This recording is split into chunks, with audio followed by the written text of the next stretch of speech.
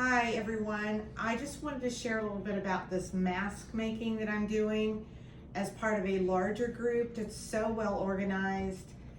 Started by a gal here in Avon. There's thousands of people in the group now, and we're trying to fulfill, there's about 20,000 mask requests now throughout central Indiana.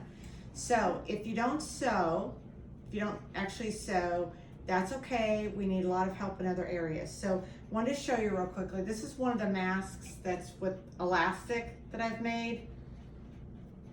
It's per the CDC guidelines, and again, it's with elastic, so it goes like this. The thing about it is it's 100% cotton. So if you have any fabric to donate, it needs to be 100% cotton. The elastic needs to be 1/4 of an inch or 1/8 of an inch. You might find it like this in a package. This one is 1/4 of an inch soft elastic. This is 1/4 of an inch. This is very hard to find. So if you happen to see any in a store or online, please grab it because our group really needs it. The other way we make the mask is with what we call bias tape. So the medical professional can tie this on. Some actually prefer this and some actually prefer the elastic. There's a big need for both of them. So this is one that I made using bias tape and cut squares. So if you don't sew, you can help by cutting fabric. There's specific measurements. My niece Beth and her husband Jason cut about 100 of these for me. So I'm sewing those. Or you can help either buy this bias tape or you can make it. If you buy it, it comes in packages like this. It says bias tape, extra wide, double fold. And it's about $2 a package, and it makes 1.5 masks. So that's pretty expensive.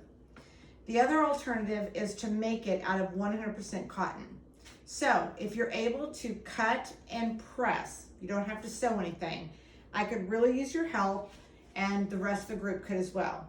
So what you do is you take 100% fabric and go 2 inches in, snip that, and if it's 100% cotton, it will just tear. So this is now a 2-inch piece. You take those 2 inches and you press those. If you want to zoom in on this, Tony, you press it in, each side you press in, and then you press that in, and it makes a 1/2 inch bias tape. So here's an example of one that I already ripped, and I'm going to fold it in to each side. Make sure you don't overfold. In other words, when it comes into the center, don't overlap, and you just press that down. And this is how you make 100% cotton bias tape. It needs to be 36 inches long for each tie. So see, I folded that in and pressed it, then I folded over again. That's the 1/2 inch. Press that down really well, flip it over, press it down, and do that through the entire strip. This then becomes the straps. So I would then take this, if you can make this, that's a huge help, and then it goes along the side of the masks and becomes the strap. The 100% cotton is important, and making it where it folds in so that I just have to sew down here.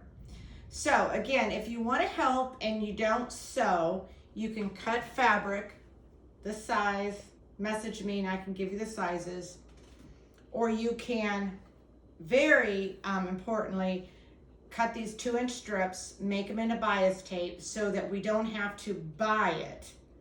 $2 a pack is expensive, and we're running out of elastic. The stores don't have elastic, and some of the medical professionals are finding this to be more comfortable anyway. So if you can help, please let me know. There's also a GoFundMe if you would like to contribute some money to buy supplies. A lot of people have this stuff, you know, fabric or elastic in your house that you just have stored. We can use that. So give me a private or semi-private message if you would like to help and you need any instructions or guidance. There's a wonderful group. It's CDC compliant for Central Indiana.